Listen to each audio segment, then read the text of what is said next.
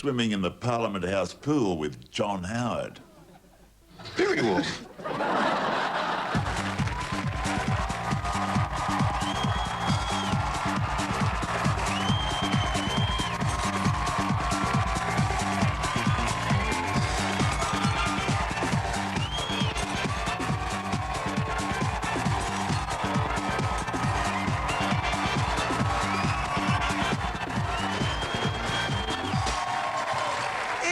The feast day of Bartholomew, patron saint of shoemakers.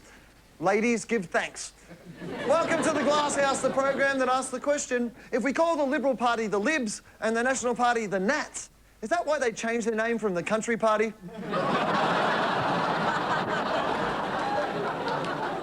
More news than filth and depravity this week. One of my favourite stories comes from the US, where the CIA is creating a new $100 million anti-terror unit whose job will be to analyse statements made by extremists in newspapers and magazines and hunt them down using documents like the phone book.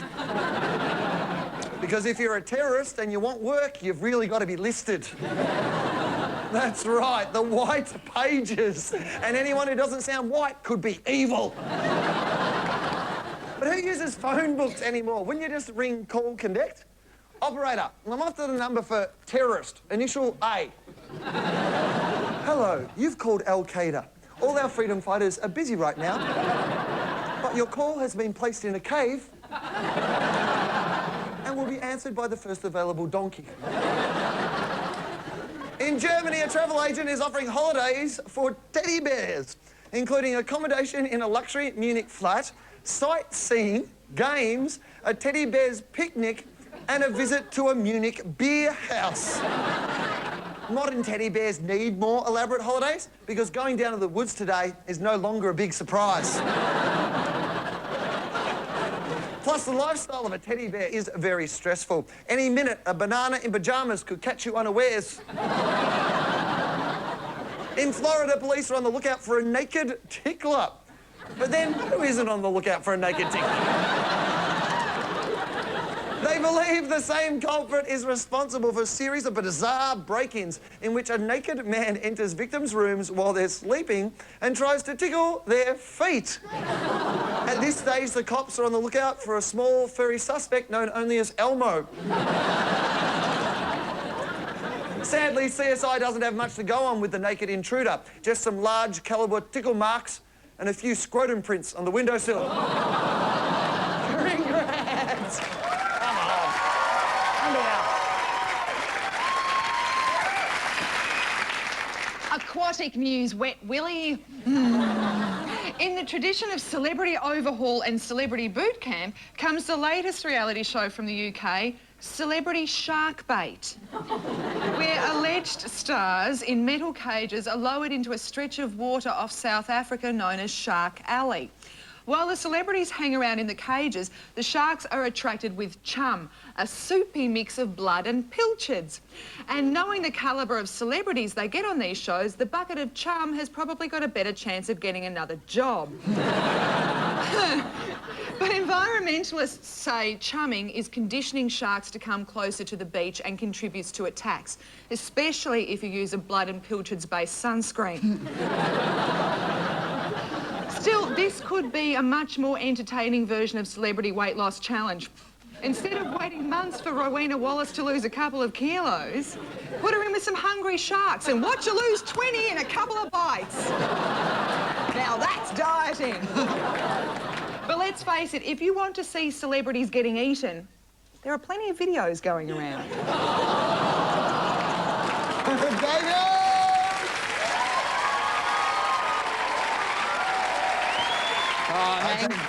I'm angry. Oh, no. I'm angry with all the different speed zones that state governments around this country are introducing. Sure, it's meaning less pedestrian deaths, but at what cost? Seriously, there's a stretch outside Melbourne where there's 10 different speed zones in a 6-kilometre stretch. When you drive along there and you'll get bloody epilepsy. And you don't know where. They're introducing them in different places. Shopping centres now. Shopping strips are now got to... During shopping hours, you've got to drive slower. When are shopping hours? I never shop. I mean, women shop all the time. It's very hard to work out. Outside schools, there's 40k zones. Seriously, they've got to drive with a bloody handbrake on. It's ridiculous. Seriously, I was driving so slow parts of school the other day that a kid in calipers was walking faster than me. I was driving so slow parts of school the other day I got pulled over for being a pervert. That's it from me. Good job. All right, let's get to it. Joining me, Corrine and Dave, to throw some stones in the glass house tonight from the cage on Triple M. Tall, skinny, funny bloke, Matt Parkinson.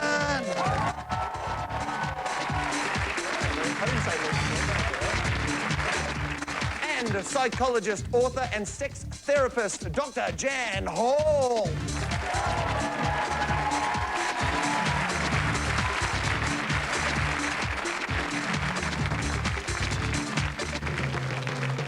All right, movers and shakers. First up, new research from the US has found that long-distance relationships are more stable than geographically close ones.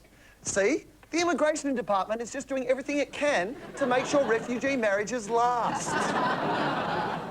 Now you can say to someone, prove how much you love me, move out. It's only natural to miss your partner when they're far away, but if you miss your partner when you're in the same room, you should really try to improve your aim. Matt, you're a lover, not a fighter. Do you like a bit of distance? Look, I've been there with the long-term relationship, so to speak, and if you're out there and you're in one at the moment, you probably think it can work, but I want to say to you, don't bother, give up now. Because I tried to sustain one for a year. I was in Melbourne, she was in London, and okay, that's a lot I of now have a rule that if you can't get to her place driving without taking a toilet break, you should just put a line through the relationship. It's too far. I love the idea of it. I mean, I have had times in the past when I've been in a relationship and I've been touring and stuff, and there's something about it which is, I lived in England for a little while and I had a girlfriend back in Australia, and there's something about, it's the idea that someone loves you somewhere in the world which can sustain you. Oh, no, I think that's sweet. Yeah. I think it's easy, though, for the person who's on tour, where you've got things to keep you occupied, whereas when you're at home, all you notice is the space where that person should be. Yeah. So that's the person who's always ringing up going, where are you? What are you doing? Who's in the room with you now? I reckon as long as you answer the phone within the first 3 or 4 rings. Seriously. And there's not someone in the background going, Hughesy, come back to bed. Dr. Jan, what do you reckon? Could a long distance work? Look, it's very hard to make it work long time because you're not getting the chemistry that you really need to keep the serotonin happening. You mean bonking, don't you? Maybe. What about phone sex? Well, not many people are really that good at that. What about warning? I've never got phone sex. I would just feel like an idiot. I'm touching myself. Well, I'm not really. I'm just telling you I am. It can be good. It can be. Phone sex can work. Well, look, the brain is... I can just imagine you on the phone. Oh, Yeah, don't good go idea. down that track. Every time. It's always imagining me. I'm very horny. The brain is the most important sex organ and the tongue is the most important sex tool. Yes, I agree. I do agree. Is it And real? so particularly Australian men who aren't really known for their ability to be, you know, very flowery in their speech, should talking about really talking. start to learn how to be more poetic in how they speak, and if they can't be poetic, at least be sexy over the phone. So poetic, you think? Is that like, you know, hey, baby, I think you're cute, how about a root? Is it sexy over the phone to mention how much per minute it's costing? Oh, yeah. When you're phone sexing, Dave, you're obviously into it. Do you go with the little emoticons? Like, will you finish a message with, like, 2 dots and a O for a mouth? Like... No, I would never text that way because it's just, I don't like, that takes too long. Yes. And you need And both you need hands. both hands free. So... You need to be able to you're get your message talking. across in, like, Yeah. 45 seconds or less, Yeah. Dave. I hear what you're saying, yeah. Our next movers and shakers come from the UK, where a new survey has voted the corkscrew as the product that's most improved everyday life in the past 2 decades. At least for winos. The fact people would vote for a device that makes it easier to get pissed suggests that everyday life over the past 2 decades really hasn't improved that much. Disposable nappies came second, although, come to think of it, a well-placed cork and you wouldn't need nappies. Oh, technically that wouldn't work, Doctor? But, I just loved it. I don't think so. No, because the baby would explode. You are a real doctor, Jan. Yeah, one of my books is called Easy Toilet Training, so I really have And there's no cork segment? No. There is a thing called nappy fetish, though, where some people can only have sex with themselves whilst wearing a nappy. That is definitely weird. Wow, and that's a new one for the Nappy Sand Challenge.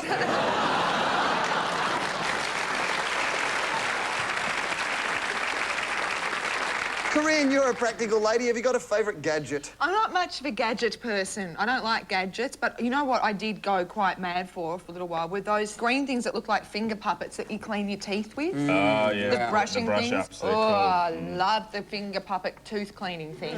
But they actually have very sharp edges. Yeah. But if you do it too much, yeah, shiny teeth, macerating, bleeding gums. Actually, Hot. we got those at work, and they're really good for cleaning your computer screen when it gets grimy. Oh, would they? And for doing CDs and things. Yes, they're fantastic. And then your CDs would smell minty fresh. Talking about tooth things, and I reckon the electric toothbrush is one of the best inventions ever. I love my electric toothbrush. Are you an electric toothbrush man? I love it. But the only annoying thing is sometimes it's in your mouth and it loses power. And then I think, oh, that's girls must feel sometimes.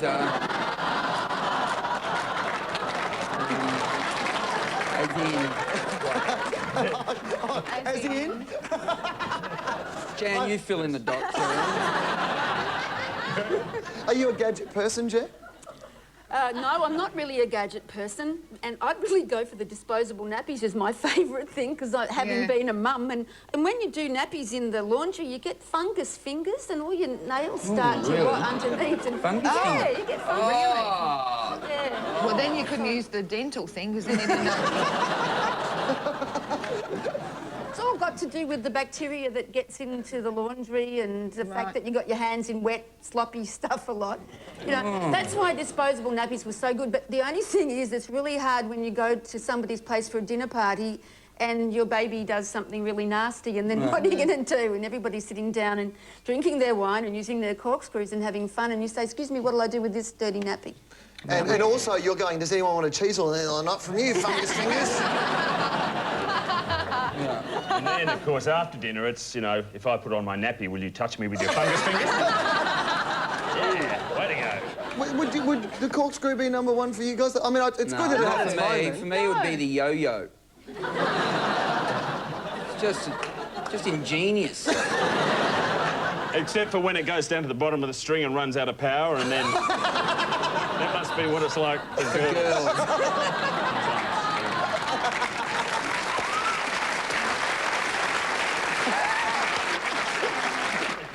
Our favourite mover and shaker is the operator of an LA strip club who's outraged his neighbours with a new sign. He used to attract passing trade by advertising live nudes. I don't get it. But has now stepped it up with a sign proclaiming vaginas are us. It's not even that creative. With a bit of extra thought, he could have put up a sign that read clit are us. But that'd probably be hard to find. Still, there has to be a more respectable name for a venue like this. What about the Bush administration? Dr. Jan, you know about this stuff. Are we still hung up about sex? Oh, well, I think that, you know, there's just too much of the emphasis on women as objects, and that whole thing about, you know, that a woman is just a vagina is just really tacky. You're forgetting other bits. Dave. I know I've gone too far. I was trying to be... You're a doctor, forgive me. I think you're getting her confused with a priest. But that's true, isn't it? It's just like women. There are no women. There's just one big amorphous vagina that stalks the world with blokes going... La, la, la, la, la. But the problem is that... I think I've seen that movie, actually. Has that got Will Ferrell in it? Yeah, it has. Yeah. The words that you use, though, are very important in sex because, What? Yeah. no Like, girl... please?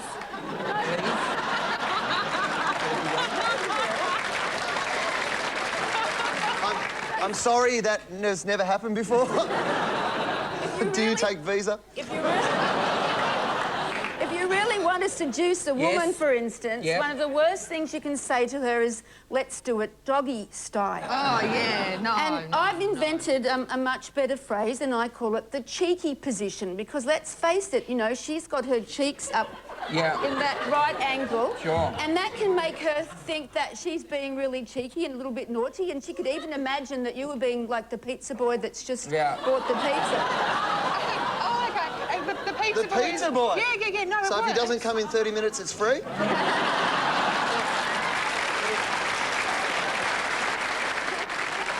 He turns up at the door, you go, oh, thanks for the pizza. Oh, I just dropped my change. Oh, hello. So you don't like doggy style for that? I like to call that we can both watch the footy position. Has anyone come up with names for male and female genitals that don't make you want to cry? What about little personalised names for your own one? Do you have a little personal name for your own? No. Yeah, I do. Yeah? I do. Cold Joy and the Joy Boys. That's sexy, Will. Yeah. Mine's called Peter Garrett. Or, nowadays I call him the member for Kingsford Smith. It's like fantasies, though. That's what I was going to say. Oh, It's like when you're having a fantasy about someone, I say it's like it's your brain. So it's like you're a bus driver. You can drive your bus wherever you like. That is my For goodness fantasy. sake,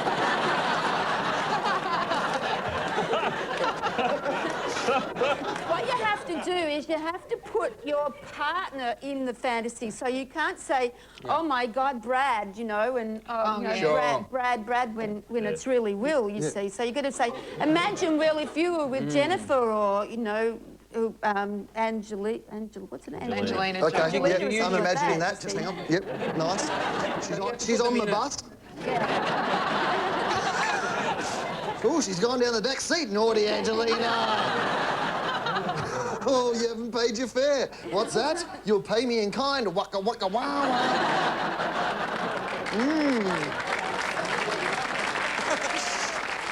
So you've got to put your partner in the fantasy. Yeah, and they get to be the driver of the bus. Sure. But really, you're the driver of the bus, but you they're don't in tell them that. Yeah, right. Does it always have to be in a bus?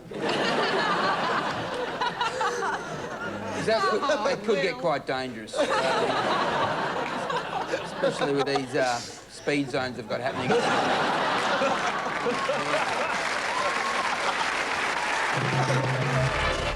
Later in the glasshouse, Labor MP Kelvin Thompson shows off his incredible range of fruit smells.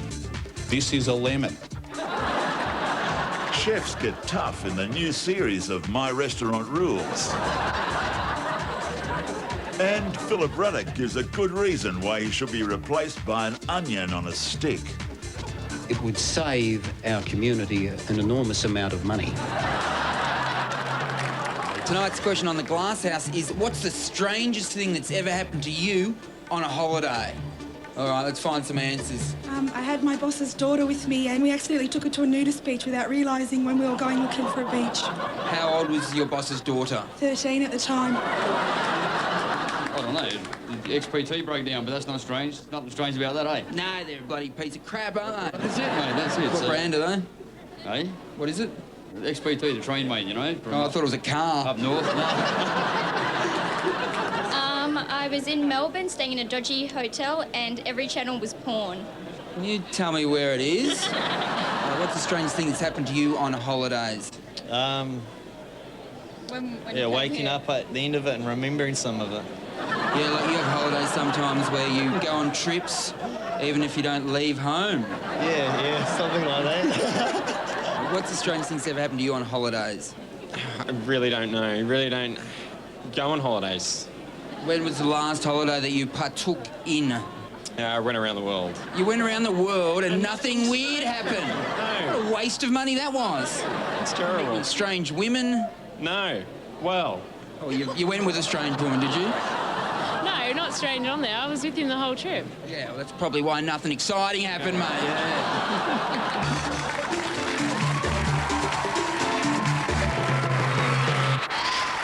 In a weird news for wildlife, a cow that died of anthrax in Britain in 1937 has been exposed as the source of Saddam Hussein's WMD program that led to the Iraq War, which means instead of a weapon of mass destruction, Saddam actually had a weapon of milk production.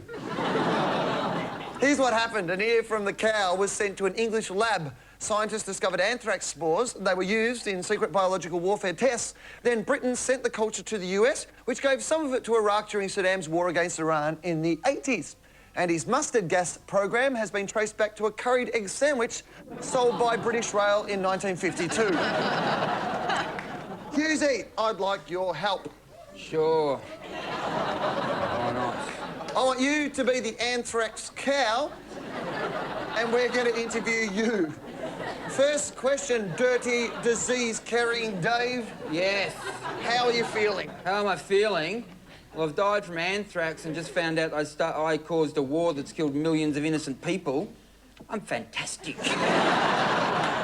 What does it actually feel like to have anthrax? It feels like a cold, but a lot worse. What about your sex partners that you've had over the years? Have you felt the need to inform them of the disease you're carrying? A cow needs a social life, mate, all right? If they haven't done their research, it's not my fault, is it? That's disgraceful. What about, would you recommend breastfeeding or bottle feeding? I like the hands-on approach. Yeah, Do you prefer the milking by hand or the machines? Well, I prefer... Well, it depends, really. I mean, if they know what they're doing by hand. But sometimes the machine gets it done a bit quicker. Can I ask a cow-based question? What does cud taste like? Cud tastes like, tastes like, yoghurt. Tastes like yoghurt. You eat grass. Yeah. And your cud tastes like yoghurt. Yeah, and I'm dead.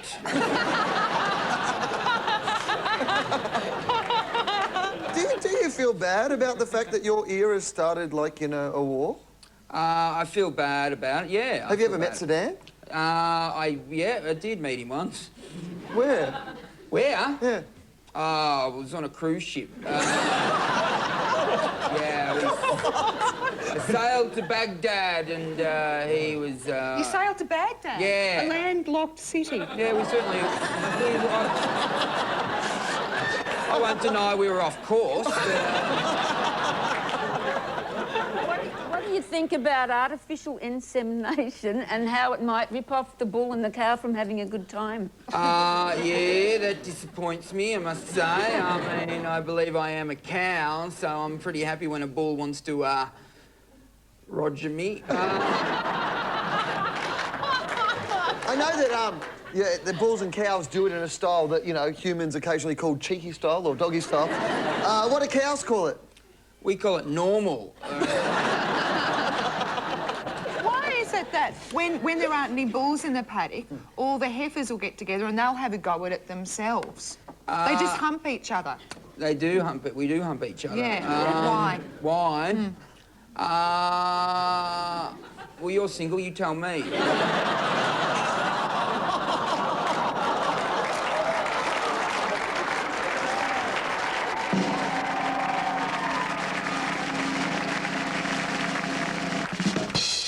Yes, it's time to award the coveted Glasshouse Trophy, which this week is called...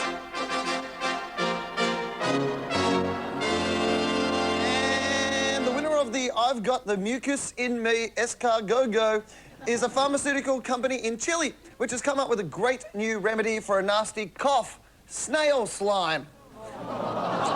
The owner claims the slime contains antibiotics. By chance, he found he could soothe his sore throat by sucking on a snail. The snail seemed quite relaxed by the end of it too. So the trophy goes to Chile's slimy innovators, and the elixir really does work. As soon as you feel a cough coming on, just unscrew the lid and take a big slug. Well, that's the way it is for Wednesday, August the 24th. Thank you, Matt. Thank you, Dr. Jan. You're welcome on my bus anytime. And let's take a look at tomorrow's headlines. In the Hobart Mercury, John Howard wants no extremists at conference. Says, tell me how it goes. The West Australian reports Kim Beazley's popularity down again. Official rating, now Latham. The Sydney Morning Herald says cops refuse to protect Tony Abbott at uni. We thought this stuff was voluntary now. And from The Age, hopes visit to be like Sydney Olympics. Kathy Freeman will set fire to him. Good night.